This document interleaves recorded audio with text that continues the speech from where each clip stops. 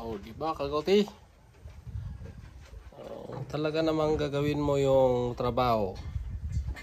Kung ikaw man ay farm worker sa isang goat farm, hindi po mahirap alagaan ng kambing.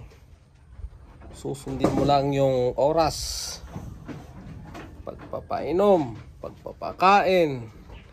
Inyong pagdi-deworm at vitamins naman is monthly naman yan. Maliban lang sa bulugan pag ginagamit mo ito. Kailangan mo talagang weekly vitamins naman ang bulugan, lalo pag araw-araw ginagamit ito sa stud service. Yan. O, simple lang, mag-alaga ng kambing. Isang manggagawa ka man, yung boss mo hindi ka tinitignan, pero dapat honest ka bilang farm worker.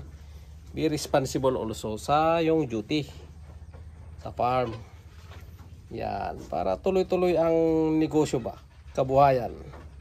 May trabaho ka, tuloy-tuloy yung magaan na trabaho, may sahod, kikita rin yung amo na nasa abroad. Kasi hindi rin biro ang puhunan minsan, lalo na pag mga matataas na ang lahi ng kambing.